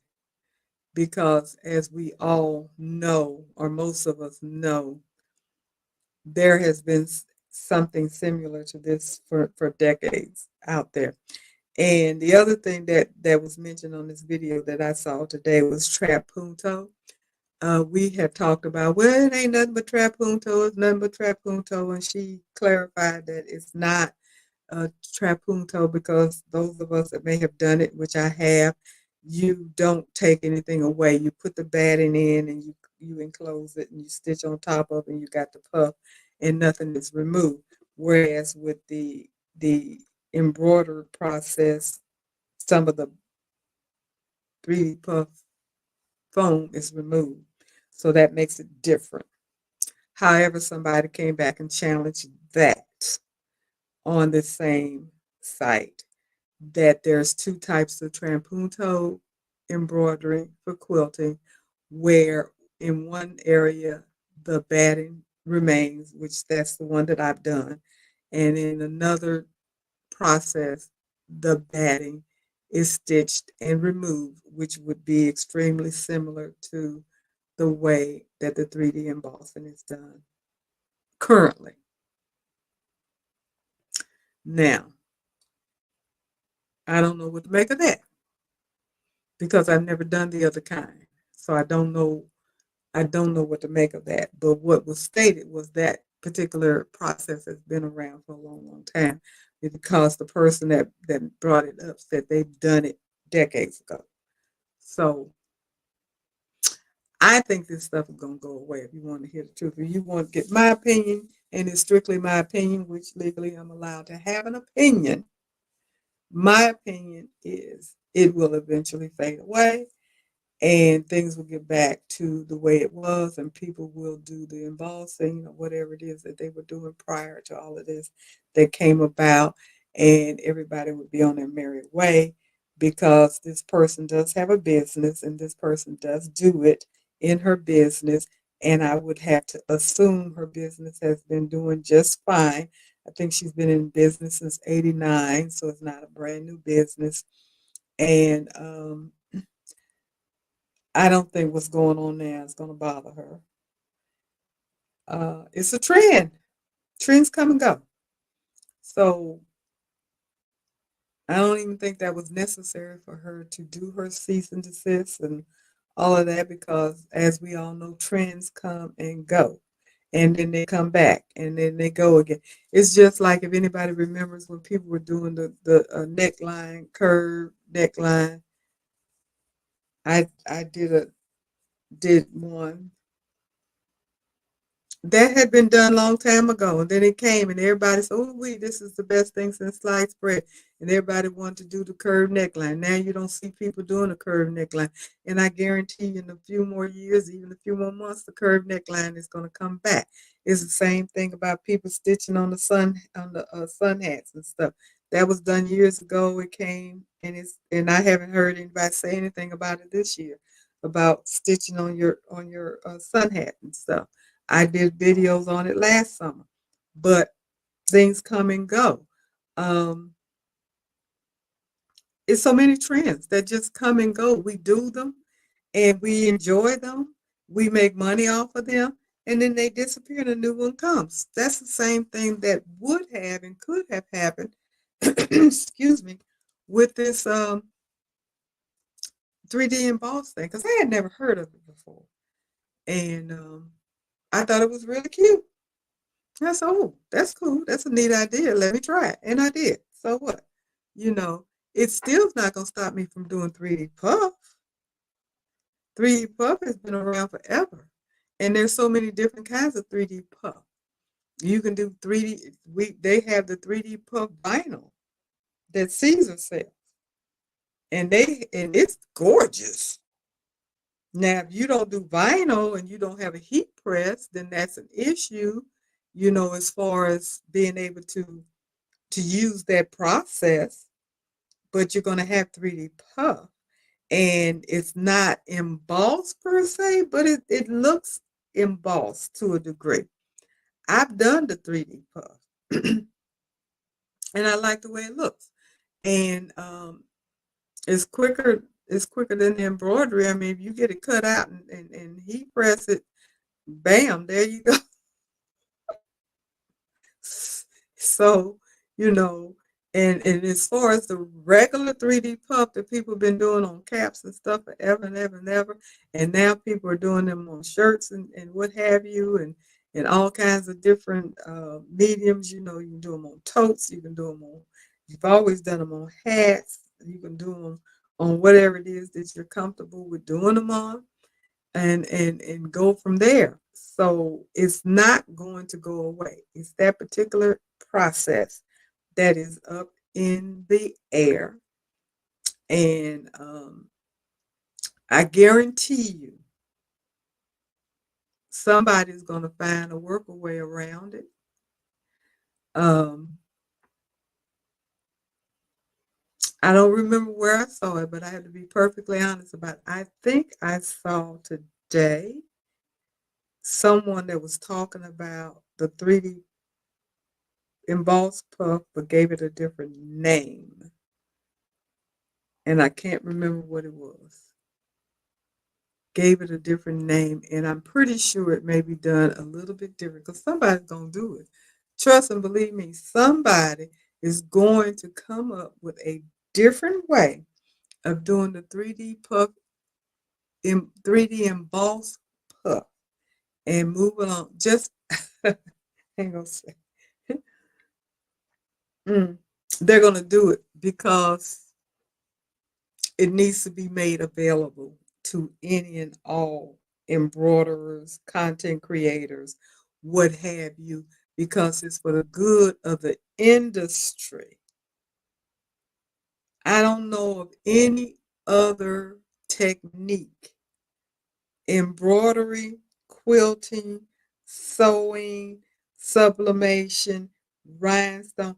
I don't know of any other crafting technique that has a patent on it, whereas people can't do it once they learn how.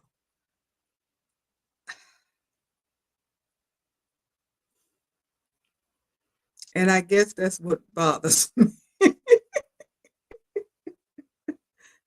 Jenny, you said exactly good for the industry. Yes, I don't know how this has happened that someone would challenge a technique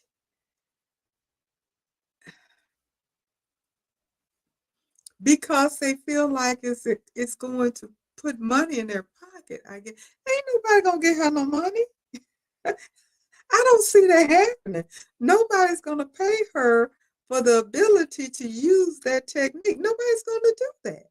So she's not gonna make any money. Nobody's gonna license that. And even if they did, since she didn't make any type of legal um, cease and desist, and you can get license type notification, who would do that? There would have to be something legally, some type of legal contract. I'm just not going to hand over some money to you and say, okay, now let me bless you and you can do it. Come on now, that ain't working.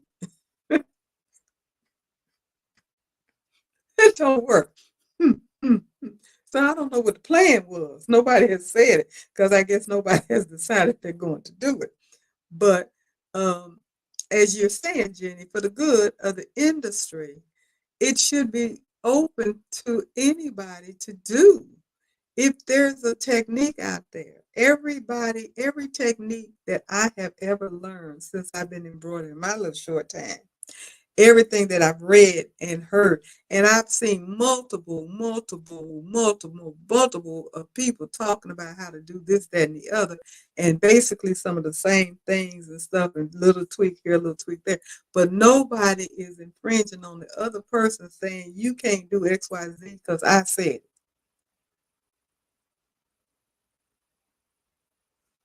Just like the stuff that's on this machine back here. That I have said, okay, on your brother machine, if you go to this area on your machine, there's a process that you can do, and here's how to do it. And you push this button, you push that button, you do this and do that, and voila, you can create whatever it is. Ain't nobody got in touch with me and told me I can't do that. Or all the other people that are out there telling you you can do it. So that's a technique that you're learning how to do.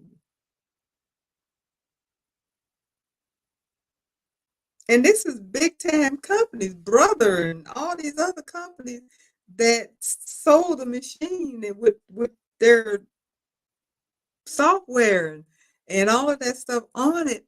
They're not coming after you saying, no, you can't do that. You get Embroidery software, and it's people besides Lisa Shaw that I think works for Embroidery in some capacity that teaches you how to use the Embroidery software. There's other people out there doing the exact same thing. I don't think they're getting in trouble. I think people want and brilliance want people to learn. Now, if this person had thought about it, she could have gone about it a different way. Maybe, I don't know how, and figured out a way where if you teach it, some of the revenue is generated in some kind of way into her company or something. I don't know. Since she is allegedly the creator of it, that was something she should have done way back in '89 when she set up her business and allegedly created all these wonderful things. Then she would have been making money off of it. Just like, I don't know, selling whatever, because I'm just talking. I don't know how she could have done that, but I do know these big corporate companies that have all of these things that you can learn how to do. I don't see them coming after people like me and other people that are showing other people how to do it, how to use it, how to what have you. I don't see people, I don't see, say, John Deere's been doing stuff forever and ever and ever, as he says, and he'll show a technique, but you can take that technique and show it to somebody else. And I don't see him coming after anybody saying, okay, this is my technique. You can't do it. And he does emboss embroidery. He has done that particular process and he's done other and probably will do more of the other now since he can't do that one. And he did stop. Now, did he get a cease and desist letter? I don't know. But I know I have not been able to find his video on the 3D puff embroidery. And I watched it, so I know he had one. And if I'm not mistaken, I think he may have had a font to sell, but I can't swear to that. But because I think when I watched him, he mentioned it and I was going to get the font, but I didn't get it that day. And I hate I didn't because he had changed it where you could pull that foam off easier because the way everybody else has been doing it, the way it was shown, it's hard to rip the foam off. Now, is that this lady's technique? I don't know. Or did somebody leave a step out? I don't know. But I know that was an issue that I had with the process. I didn't like that. And I had come up with, in my mind, a way of doing it differently. I won't say what it is because I ain't going to talk about the process. I was going to do it differently because I didn't like that way that it was done because I'm used to doing the regular 3D puff. And when you do the regular 3D puff, because that's when you're doing the puff on top, it rips off very easy. But the other one, the reverse, doesn't, which is an issue. So I don't know. But anyway, I just thought I would mention that, not to, like I said, not to, who cares, basically. It was just an update. It's just all. It was just an update. Just wanted to let you know what I had heard, what I had learned, what I had seen, and just I would definitely keep my ears and eyes open. And if I'm not mistaken, I think I saw something from Jen at the Soul Report, but I didn't get a chance to watch it because I think she has an update on the situation because she had mentioned she was going to contact a lawyer. So if that's the case, I'm going to check and see if she indeed does have an update and if it's anything of relevance that is different than what I talked about already, then I'll probably let you guys know. But that's where we are with that. So I am going to go ahead and shut down since I just happened to glance at the clock and see that it was 10. Didn't know that. But oh, Robin, she does have an update, but I haven't watched it yet. Okay. It did pop up, and like I said, I didn't see it. I didn't watch it. I put it that way. I didn't watch it. Um, but I thought I had seen that pop up, and I said, "Oh, I need to see what's going on," and I will. And like I said, if it's different or anything of value, then I will mention it. But with that being said, oh Jenny, you say you watched it. It was very interesting. Okay. Well now I gotta see it now.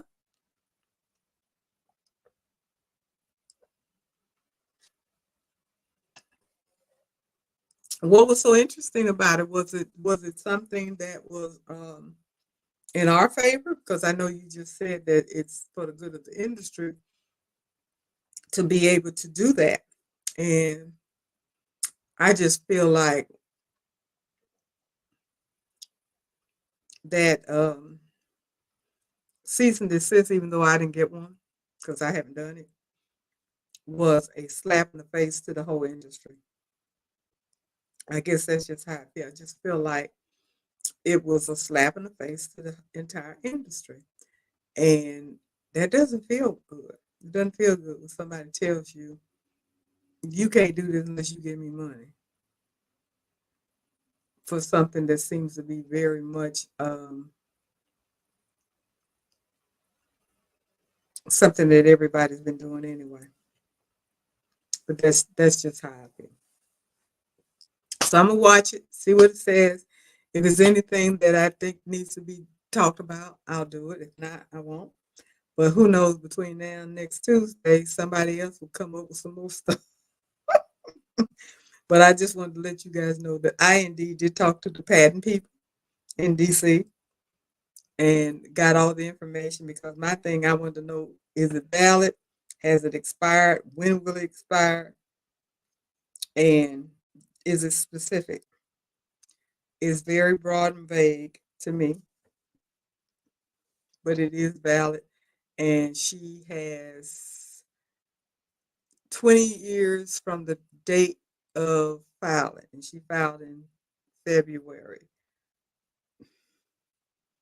She filed in 2015. I don't know if it was February or not, but she filed in 2015. It was approved in June of 2019, but they go from filing date, which was 2015.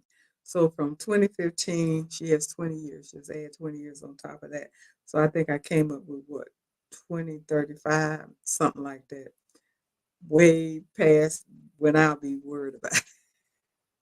It's still valid unless somebody challenges and wins. And we shall see how that goes. But anyway, with all of that being said, I'm going to go ahead and say good night to everybody. And thank you for hanging in here. Thank you for stopping by. I do appreciate it. Give me a thumbs up. If you have any suggestion of any videos or any topics that you want me to talk about, please do that. Please let me know. Please help me out. Help a sister out. Come on. Put comments in. Put comments on my site. It doesn't matter where it is. I'll find it. And those of you that may have my email, you can text it to me, whatever. And so I can, make sure that I present stuff that you're interested in and all of that. So, and thank you, Kara. I do appreciate that because, yeah, I will have my procedure before I come back uh, again. So thank you so much for that. 4th of July, I will be having lime jello, a lime pump. I can't have nothing with red or orange or grape in it. And so everything has to be lemon or lime. And I got lime jello because they had no lemon. I got lime popsicle because they had no lemon. I got Sprite. I got chicken broth. My menu is good. So that will be what I have for the 4th of July. I will talk to you guys later. You take care. Good night, everybody. Have a wonderful rest of the week. Bye bye.